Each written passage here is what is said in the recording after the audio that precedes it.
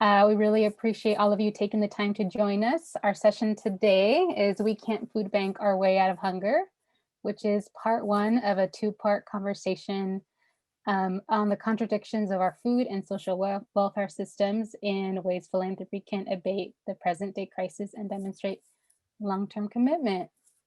My name is Wendy Sosa. I'm a program associate with the Sustainable Agriculture and Food System Funders. I want to thank RSAF staff member Why Hunger for developing and sponsoring this conversation. And I'd like to introduce our moderator, Alison Cohen. Alison is Senior Director of Programs at Why Hunger. Introducing Alison. Alison lives in Brooklyn, New York, and stewards Why Hunger's programmatic strategies, which center on providing support to grassroots organizations in the US and social movements globally who are working towards addressing the root cause of hunger and deep inequities of poverty at the intersection of agriculture and food systems, racism, health, human rights, and climate change. And with that, Alison, I will turn it over to you. Great, thank you. Thank you so much. And thank you to the Sustainable Agriculture and Food Systems Funders and Renee for initiating the idea of this conference or this webinar. I'm really glad to be here today. So I'm really delighted to be here today as the moderator. I think this is a very timely and also urgent conversation. So I'm thrilled that we're able to have it with all of you today. My job in the next few minutes is to characterize in broad brushstrokes the social and political context we're facing in the US as we organize and knit together communities that are seeking to transform the systems, policies, and institutions which perpetuate poverty and therefore food insecurity. So why bring this conversation about hunger and food insecurity into a network of funders who are focused on sustainable agriculture and food systems? First, the reliance on emergency sources has become chronic. Half a century after the first food bank opened its doors in the US has failed to solve its hunger problem. Meanwhile, the food banking model proliferates in the US and is being exported around the world. So the bootstraps myth is alive and well in our society. Meanwhile, we know that more than 50% of people who use food banks regularly out of necessity have at least one full-time household member adult working. Second, the public perception, the mainstream narrative that hunger can be solved with improved food access, especially by capturing food waste, ignores the role of other systemic root causes of hunger, such as low wages, corporate control of farming, and the legacy of racial oppression. By simply defining the problem as hunger, the approaches to ameliorate it have been largely limited to access and protecting government nutrition assistance programs. Third and last, charitable food distribution has become normalized. How many of you, as early as the age of 5 years old, participated in food drives at your synagogue, at your churches, or at school? And how many of your children are asked to do that today? I think that's indicative of how normalized this food distribution, food charity has become. So the right to adequate food and nutrition, despite the fact that the US has never actually ratified the Convention on Economic, Social, and Cultural Rights, I believe it offers a useful framework and potentially a pathway for us to build power across multiple sectors so that we can fundamentally shift systems and policies that shape our current corporate-controlled, decidedly unsustainable food and farming systems.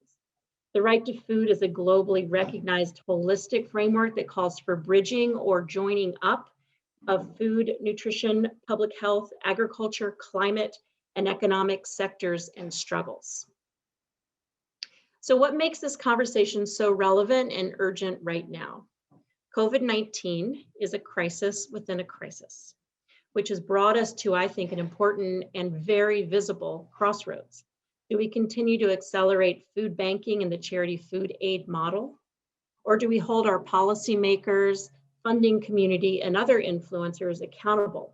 Do we take collective action at the root causes of hunger? There have been 8.3 million confirmed COVID-19 cases in the US, and around 222,000 deaths due to the virus.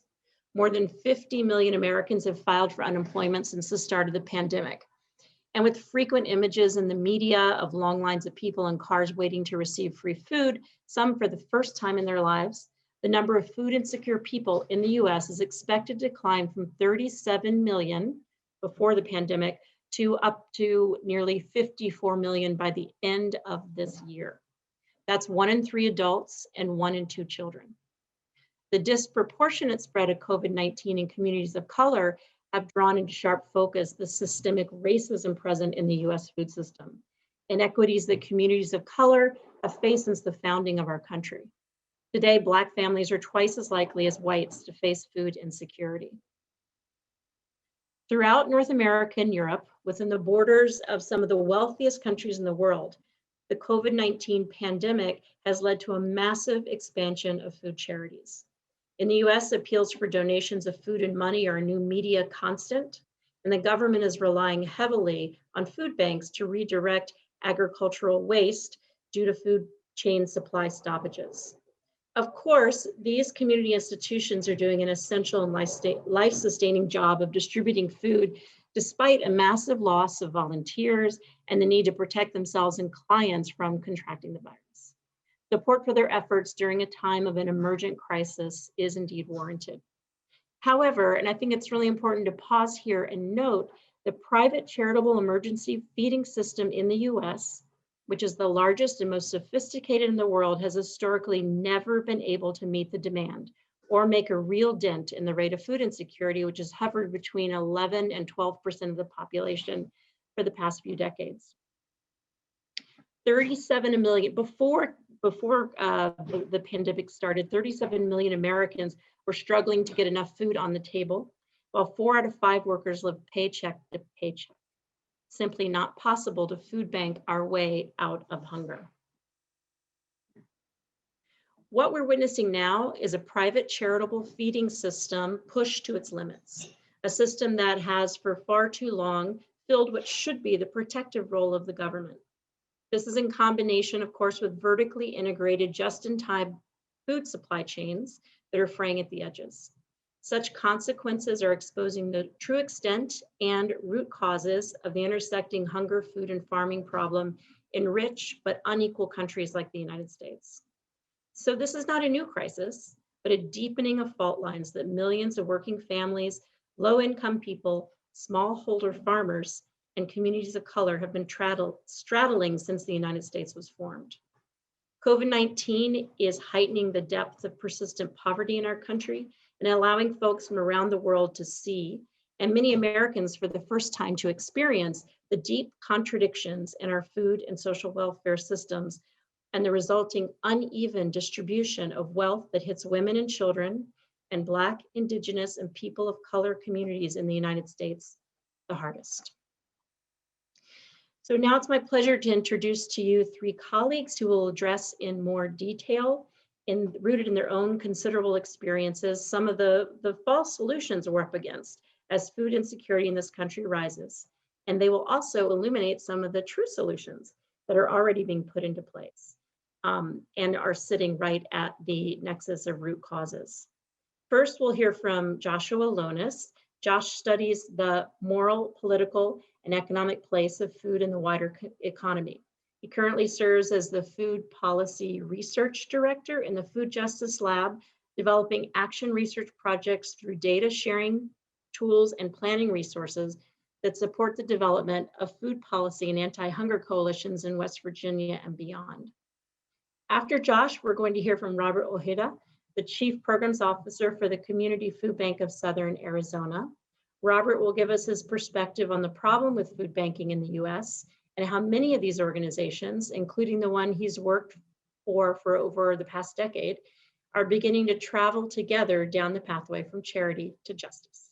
Robert was born and raised in Peru, where he grew up farming. Finally, we'll hear from Shakara Tyler. She is the board chair of the Detroit Black Community Food Security Network and a member of the board of the Detroit People's Food Co-op. Shakara is a returning generation farmer, educator, and activist scholar who engages in agroecology, food sovereignty, and climate justice as commitments, of abolition and decolonization.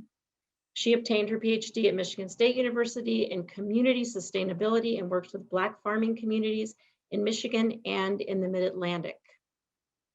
So with that, I'm going to stop sharing my screen, and Josh, I'm going to pass it over to you.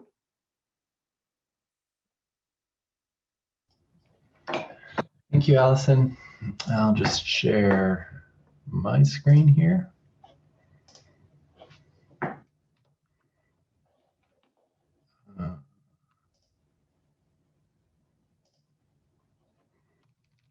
Sorry.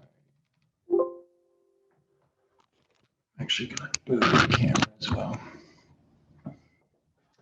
So thank you for this opportunity to present. I've spent the past 7 years studying the food banking economy in West Virginia and its relationship to the broader food system in the United States.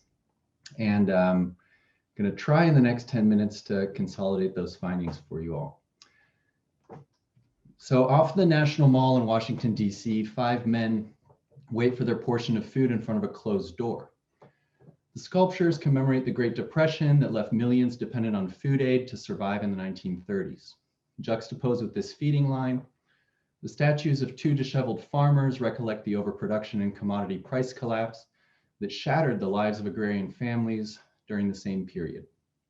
Breadlines knee-deep in wheat provoked a sense of moral outrage that New Deal food policies sought to mitigate by purchasing farm excess and distributing it as hunger relief. The response to this crisis nearly a century ago coded the contradictions between food waste and hunger into federal food and nutrition policy, and the Feeding Line Memorial continues to reverberate into our present. Even before the COVID-19 pandemic, 46 million people were lining up to receive free food each month across the country. In Mingo County, the loss of coal jobs has left thousands unemployed with few prospects for a living wage. With inadequate public entitlements, food charities were already a regular food sourcing strategy for 300,000 people every month in West Virginia, where frontline charities like the Free Will Baptist Church in Parsley Bottom here are supplied by the regional Facing Hunger Food Bank, who offers a mix of foods, including commodities purchased by the U.S. Department of Agriculture and corporate food waste recovered from large retailers and manufacturers. But unlike the 1930s, feeding lines in the context of food gluts no longer provokes a sense of moral outrage. Today, they exist instead as sites of moral performance, blunting the injustices of a highly unequal society and normalizing a food system that segments eaters along lines of disposable income. Food banks damp the grinding contradictions of a society awash in food surpluses, even as a significant portion of the population remains at risk of hunger. Food charity, in fact, tends to produce a set of values that depoliticize poverty through an overt focus on solving hunger through food waste recovery.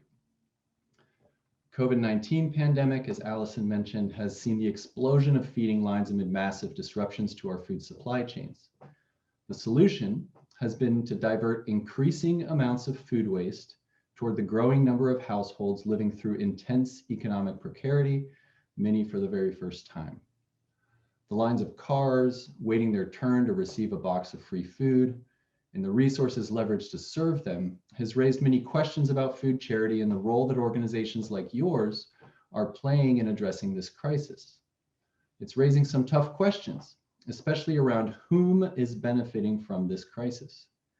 For the Global Solidarity Alliance, the explosion of food charity is concerning because it reinforces a politics of austerity that exacerbates income inequality and shields food system and government actors responsible for both food waste and hunger from their social obligations to ensure the right to food. Charity is political. The history of the modern food system, in fact, can be read through the evolving social response to its feeding lines, as these fixed contradictions inherent to the production of scarcity amidst abundance under capitalism. The historian James Vernon explains how new networks of power form around solutions to hunger.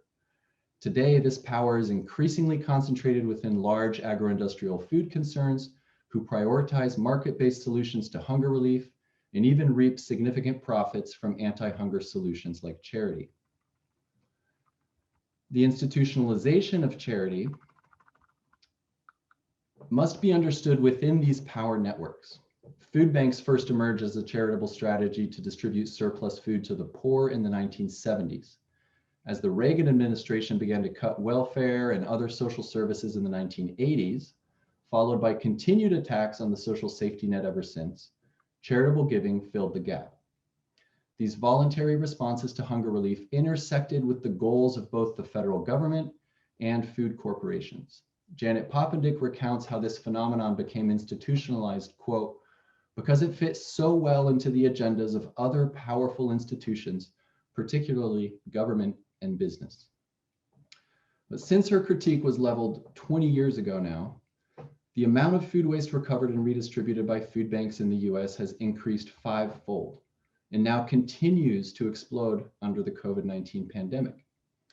Last year, the Feeding America network distributed over 5 billion pounds of food waste to feed the poor. Through 200 regional food banks and their 60,000 local food charity affiliates across the country. Now, Feeding America has grown into the third largest nonprofit in the country. Its food and funding partners include powerful agro-industrial actors who are now directly influencing the framing of hunger relief causes, zero waste initiatives, obsolete inventory donations, and infrastructure improvements throughout the network.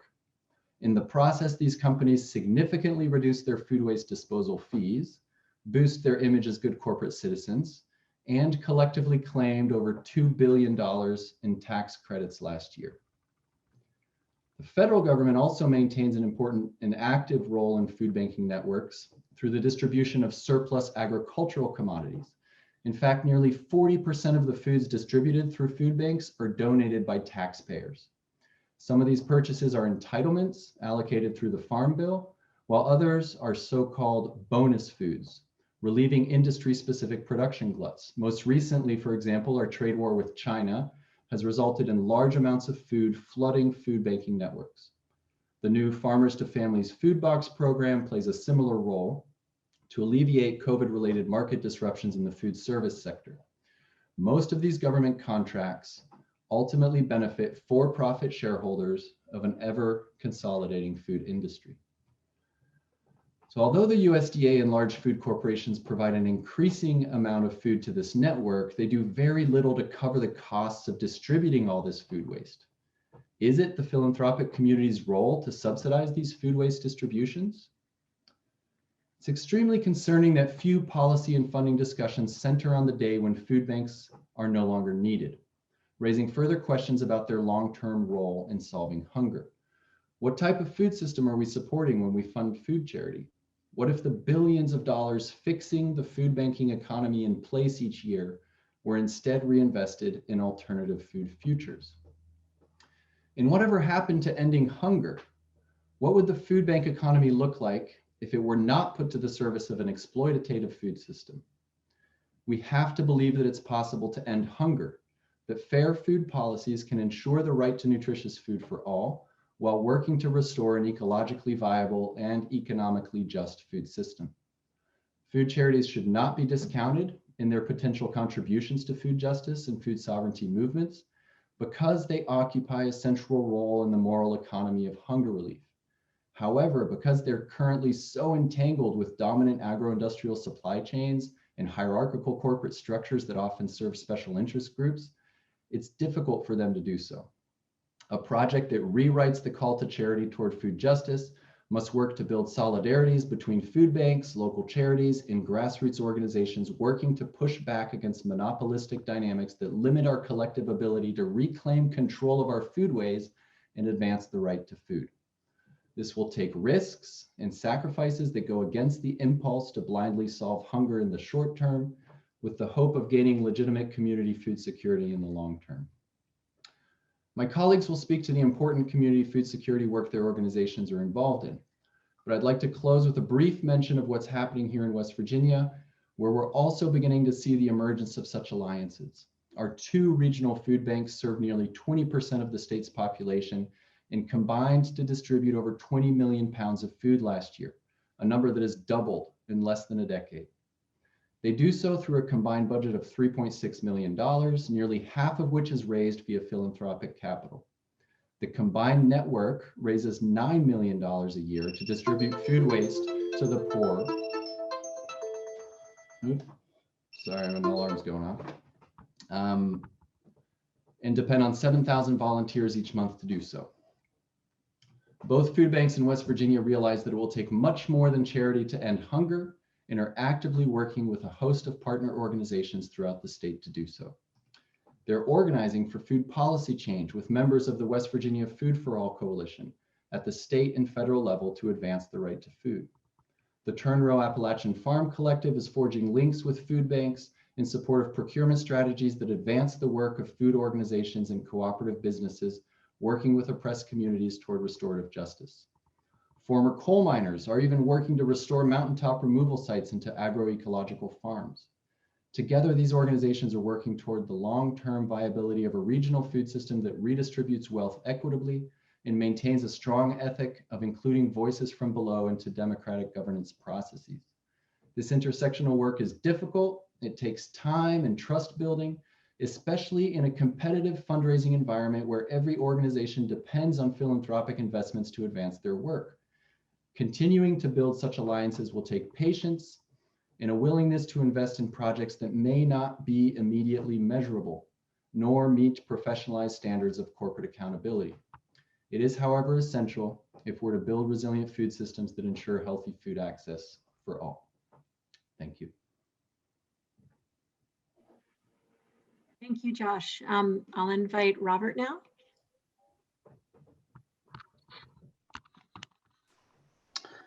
Hello, everyone. I'm Robert Ojeda. Thank you for the opportunity as well. I'm also going to share my screen.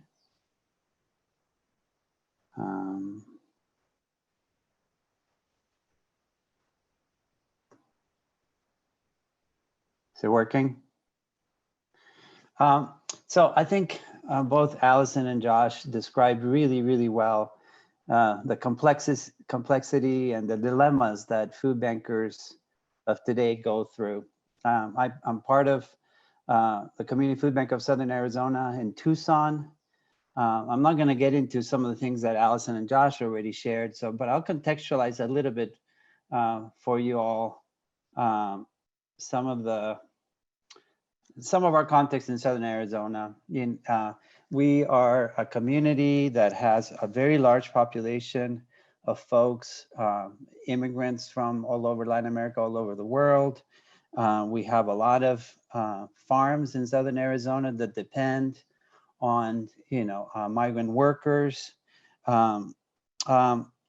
We have severe issues with climate change and drought and environmental issues. And at the same time, we're one of the largest food banks in the Feeding America network. And we're a fairly small city. And one of the reasons we're one of the largest food banks is because of the millions and millions of pounds of produce that we're able to get from farms in northern Mexico, mostly. And so if you really came to visit us, we look like most food banks, which really for decades have really focused on grow, use technology, professionalize the field. And that's the way we are addressing the issue. But so what was once, 10,000 food boxes over 40 years ago for now has grown to almost 300,000 food boxes a year and millions of pounds. And so we have followed in many ways the trajectory that most food banks have. But the reality is that, we haven't solved any problem. We often ask ourselves the question, who are we working for? Are we working for donors? Are we working for funders? Are we working for volunteers? Or are we really working in partnership with those most closely impacted by the issue? So at our organization, we've had really decades of really difficult and painful conversations around the impact of our work.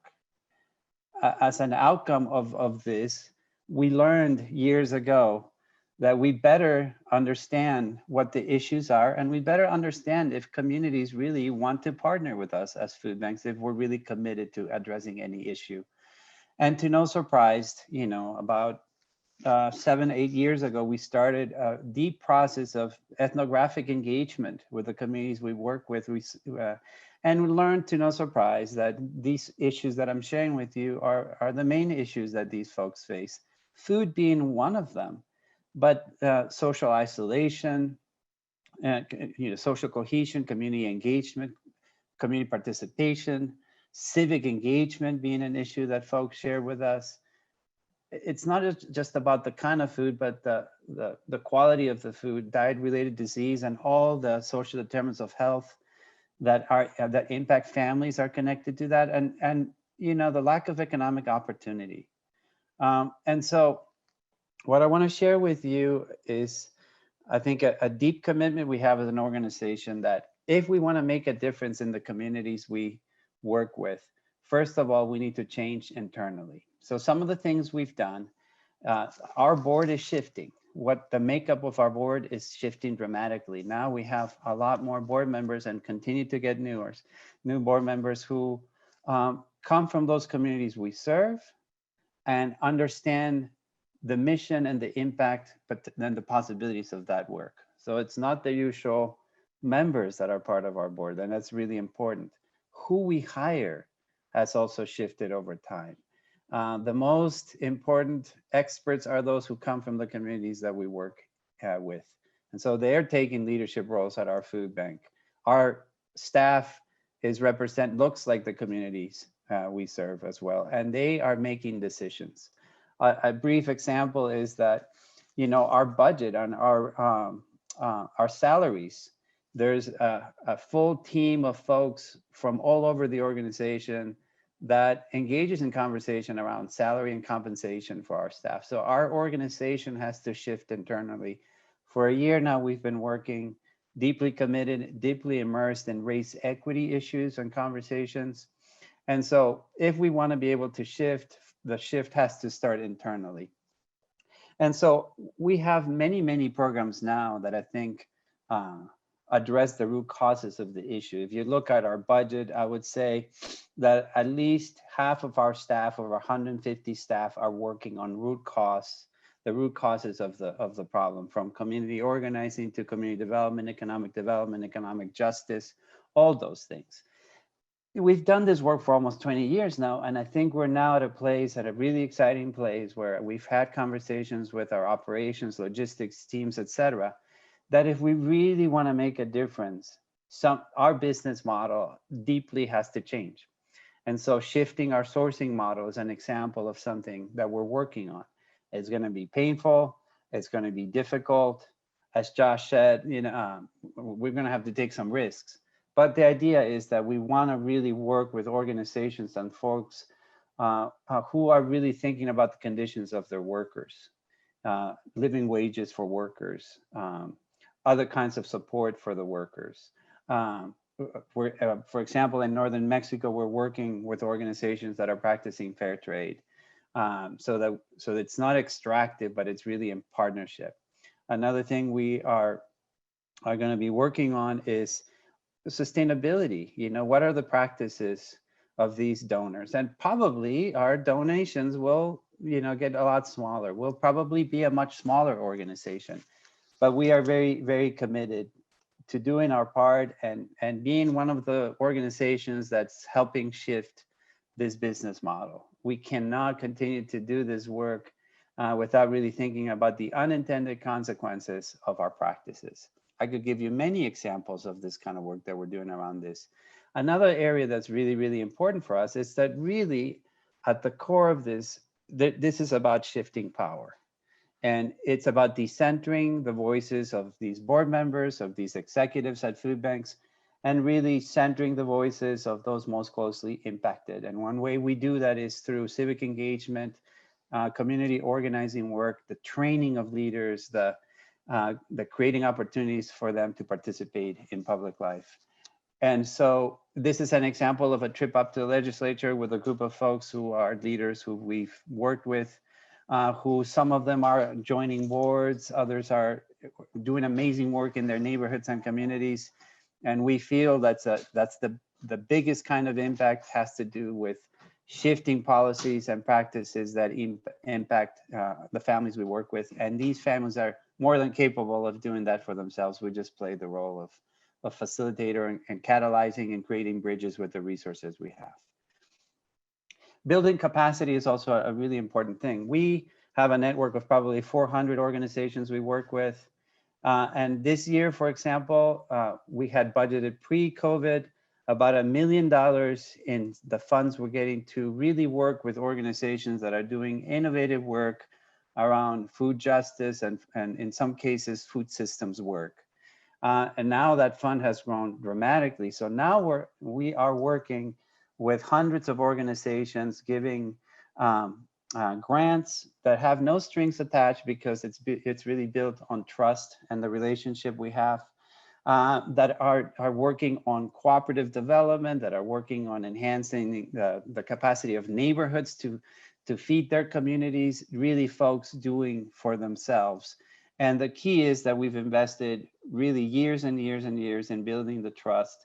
And we don't have the same set of expectations. It's really about, we know you're doing good work. What kind of support? How do we facilitate that?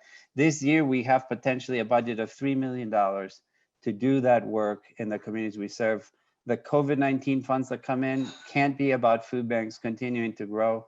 They have to be about decentralizing our networks and us becoming smaller and other partners playing more vital roles. One of the things we're doing is multi-year partnerships with multi-year funding, and also creating a platform of administrative financial support for these small community groups that don't have the time or interest in spending tons of time with administrative things. So we're providing that support as well. And a lot of our work is incubating social enterprises and community enterprises. We have a producers cooperative we're working with. We're playing a minimal role now. We took all the risk up front, but now it's a really viable, vibrant cooperative of producers that are selling food and aggregating and distributing. We're also working with, a cooperative of undocumented workers that are working on water harvesting. So many examples of that, of us shifting from a charity organization to a food justice organization, and creating opportunities for families like this one. And I'll end with this. Folks who used to come to our farmers markets who, decided they wanted to start their own business, and this family now sells to Trader Joe's and others, and is working with and hiring folks in their own neighborhoods, in their own communities.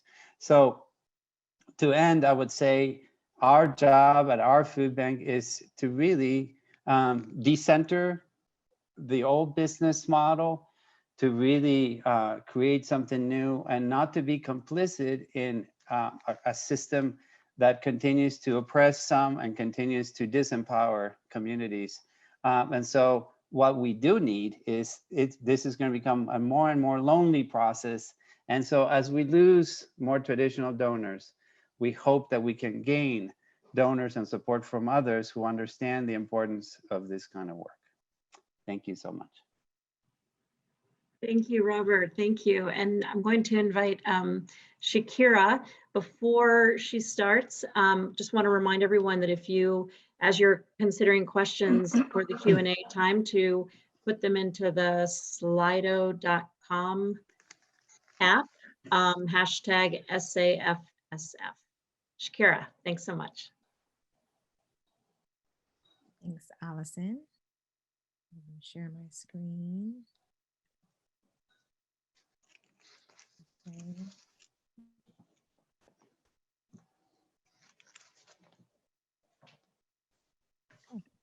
Peace, everyone.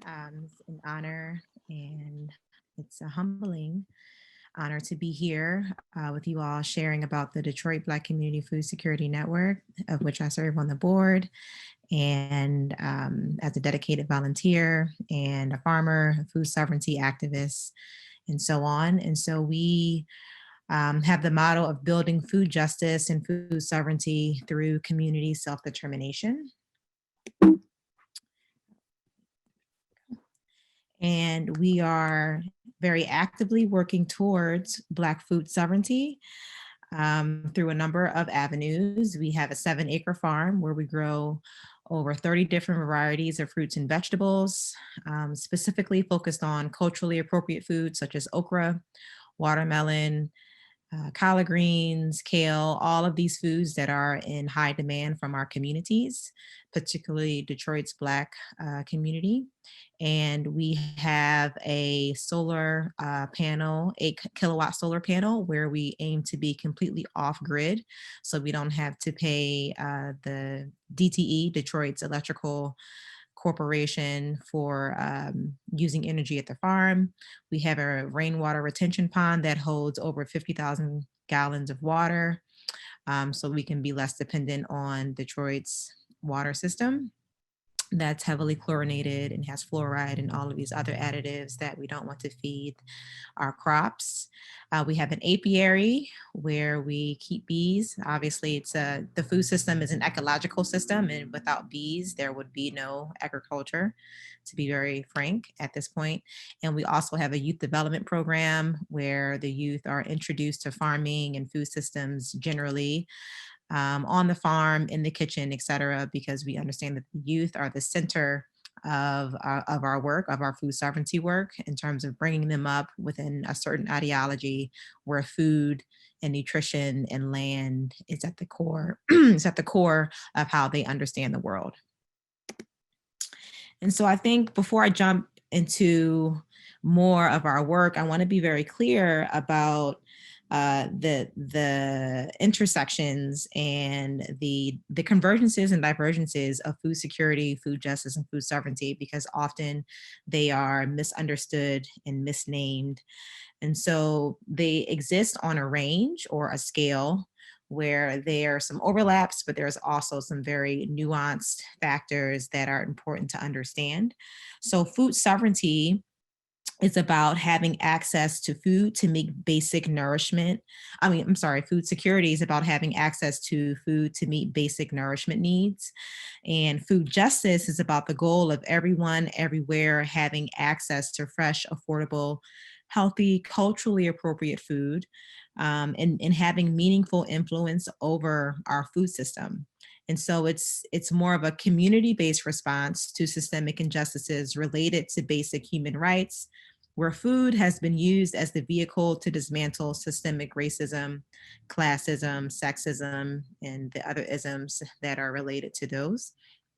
And food sovereignty, that's on the far end, is considered the most radical orientation, where it's a call for participatory justice, where communities are given meaningful opportunities to affect the food system in which they are embedded within.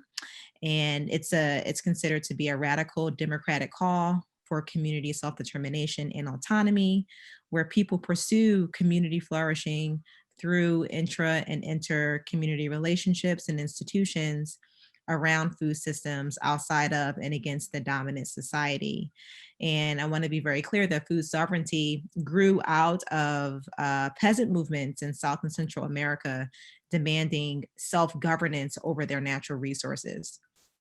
And so within the Detroit Black Community Food Security Network, and generally within related food justice and food sovereignty organizations, we take we stand in solidarity with those peasant farmers in the global South, so to say, who demand the rights to the land and the water and the seeds, et cetera. So that's why we say we're working towards Black food sovereignty, because ultimately it's about being less dependent on the systems that exploit us. And so we do this by using community self-determination. We believe in and work to promote self-reliance, collective work, and cooperative economics and self-governance among African peoples. And we use urban and rural agriculture as a tool in building community self-determination, which means having greater control over our lives, the food that we eat, the clothes that we wear, the shelters that we live in, and so on. And so the goal, again, is to be less dependent on the systems that exploit us and extract us. And it's about being autonomous and using food as the basic element, because we often say that we can't free ourselves until we feed ourselves. And we understand that the plantation economy is the foundation to the food system as we know it today. The food system isn't broken. It's working exactly as it was designed to.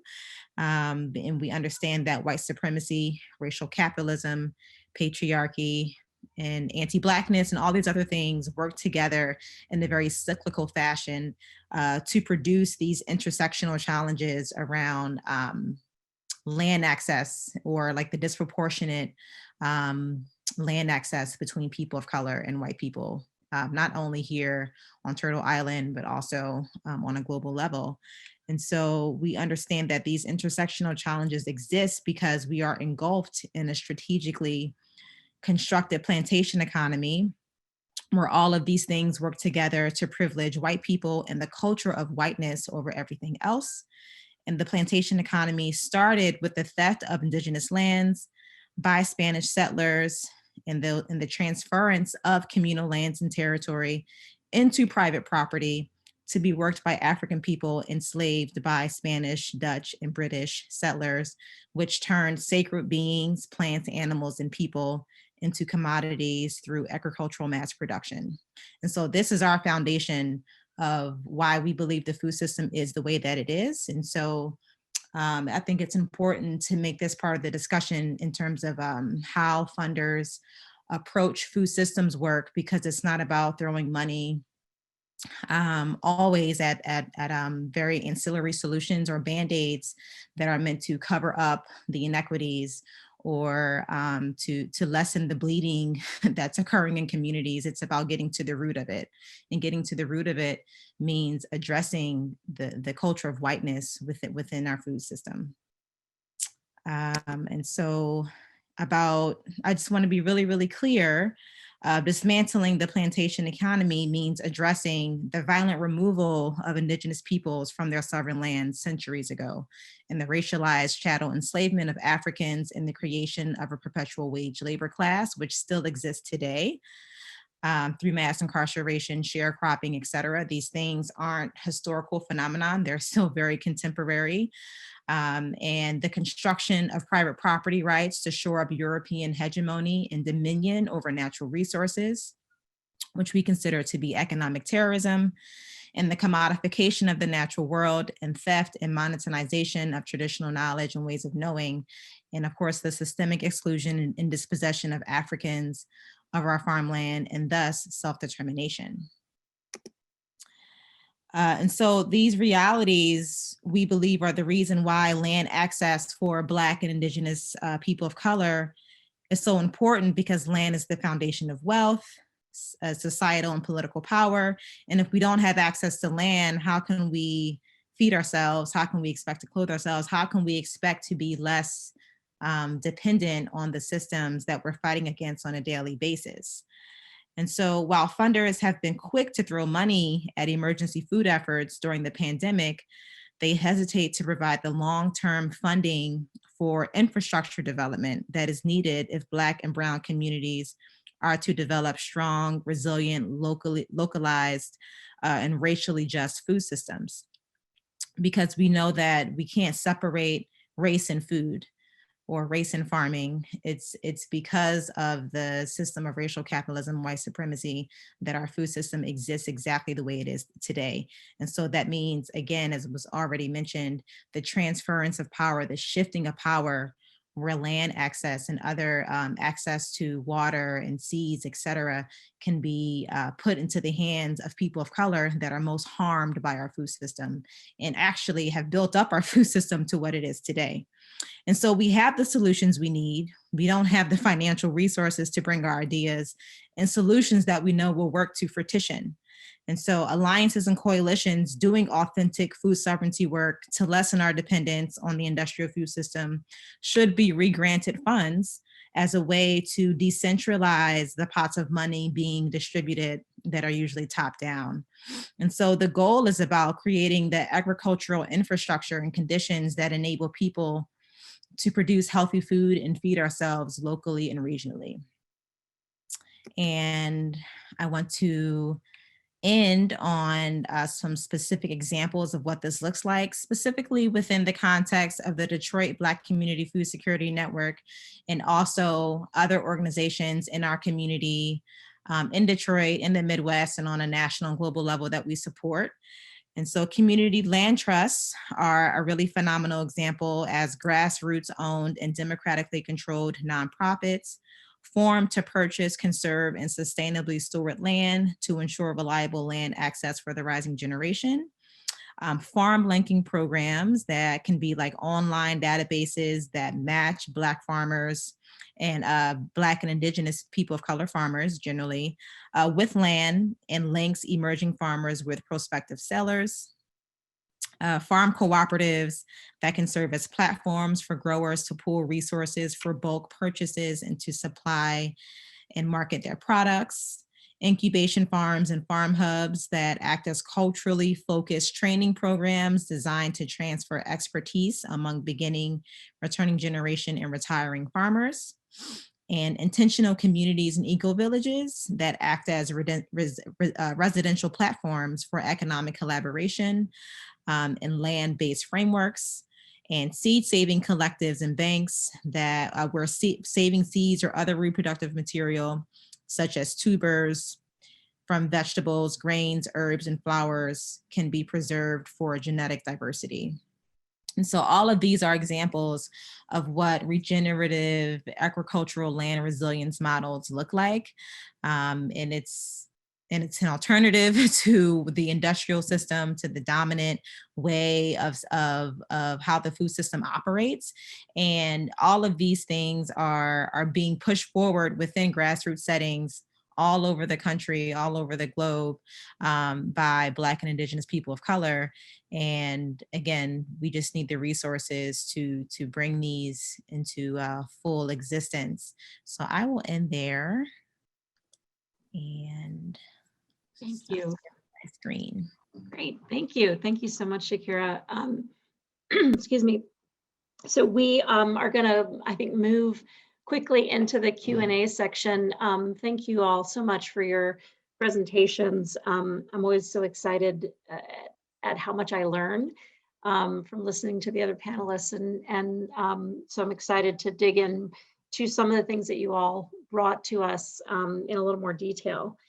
So I'll just bring up one question, and then we can I think if you'd like to answer it, just take yourself off of mute, Robert, Josh, and Shakira, and jump in. So this is one question. Is there a way the current emergency food system can address actual food justice and food sovereignty, or does it need to be completely dismantled and rebuilt? Can you repeat the question, please? Yes, excuse me.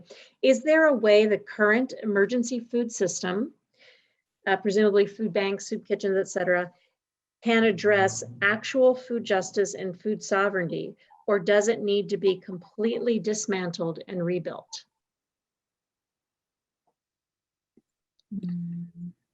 Robert? I could share. You know, when I first started about 10 years ago at our food bank, I asked myself the same question. Is it possible for change to happen within large bureaucratic top-down, organizations? Over the years, I've seen incredible shifts at our food bank. Like I said before, I would say our budget has shifted dramatically.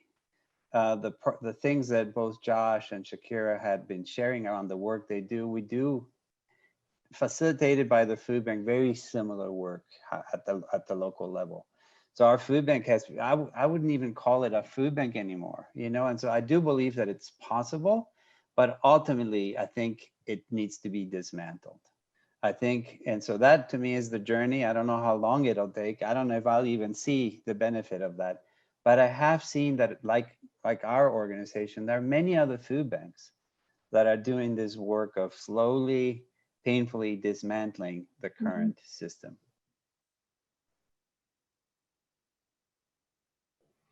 We'll say that I think a lot about the infrastructure that's been poured into food banks over the past 40 years. It's a $1 billion industry with a lot of expertise. logistics, refrigeration, trucking. And if that infrastructure were unlocked and freed and put to the service of food sovereignty movements, here put to the service of movements for emancipation, then yes, we will still need places to refrigerate food. We will still need to distribute food across large spaces. So I think taking an abolition framework, how do we reimagine what these institutions are in society rather than perhaps a complete negation of them, because they exist.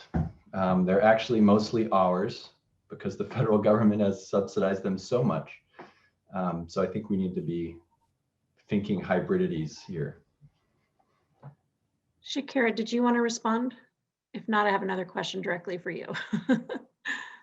Yeah, I can respond quickly. Yeah. To be brief, yes, dismantling without a doubt. Strip it all the way down to the core, because so my understanding is that this is the century of abolition and decolonization, meaning that land will be rematriated back to indigenous peoples, which will inevitably solve all of or many of the problems that we encounter within our food system, where land is decentralized, land access is no longer a hindrance to people who aspire to return to traditional ways of land management and traditional ways of eating and living within communities. And so yeah, I find it interesting how we live in this historical amnesia of how the food system came to be, and as if we can just put band-aids on it and it will be okay. And to me, that makes no sense. We can't build a very strong foundation on something that was really, I want to be careful my language. We can't build a strong foundation on something that was inadequate or unjust or built on the violence of the destruction of land and people. So that just is my perspective. Right. Thank you. So Shakara, I'm going to throw this one to you first, which is about land. Where'd it go? How is land access connected to food insecurity? And the similar question is, can you speak to how policy plays a role in land access, in addition to where it needs to be reformed to support land access for BIPOC farmers? Sure. Okay, so as I mentioned before in the presentation, land is power. As we say, land is the basis of societal and political power, financial power. And with the process of colonialism, where European settlers strategically worked to transfer communal territories that were for the communal benefit, not to be privately held for financial gain, into private property holdings, that was sort of the genesis of inequities as we know them today. And so redistributing or decentralizing land where, so currently 98% of land is held within the hands of white people. And it's no coincidence that we have the inequitable food system that we do when that is a fact, right? And so the more we understand that land access is connected to the food inequities that we experience today, I think that would make things less confusing, because if communities have access to land and they have access to water and seeds and all of the inputs that are needed to feed themselves, then that necessitates, or that makes it less necessary to maybe have food banks as a safety net. You know what I mean? Like land access to me is about getting to the core of inequities in society. And so they're not making any more land. So either we really redistribute land that is available now, or we will continue to experience the deepening and the widening inequities that we say that we're fighting against. And so in terms of public policy, I think very clear reparations needs to be a really core element, and not something that's really abstract or not realistic. I think we're living in a time where reparations is becoming more serious for people, and it's becoming more realistic and more possible to achieve in certain aspects. And so, yeah, I think at the policy level, we can make calls for reparations in terms of rematriating land back to Black and Indigenous people of color. Because it's about returning what is ours, basically. And of course, making financial or creating the financial mechanisms where Black and Indigenous people of color can get access to land, where like through donations and low interest loans, et cetera, like removing the financial hindrances that are so present for people of color, which is why land inequities exist today. Thank you. Great. I'm going to try to squeeze in one more question. There's so many good ones here, and if folks are interested, once we're after 3:30, we'll kind of leave the Zoom link open a little bit if you want to keep talking for a little bit longer. I think some of us can do that. So this is a question, I think, Josh, I'm going to throw it to you first. Who is challenging the corporate sector who so obviously benefits from the current system?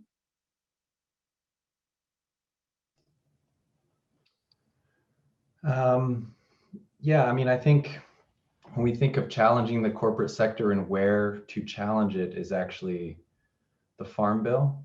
So the amount of bang for their buck that they're getting out of lobbying for that piece of legislation is like, the return on investment is huge.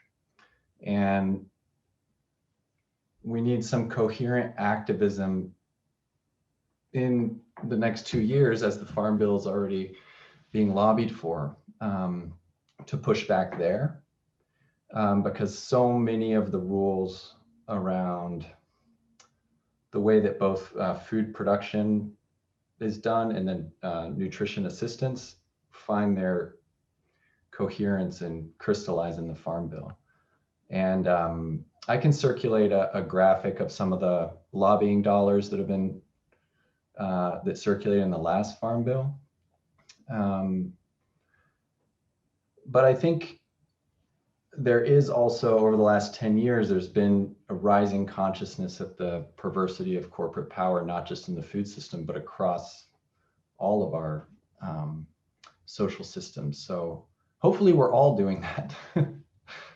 Great, thank you. So there are lots of good questions here, and we barely got to scratch the surface, and we'll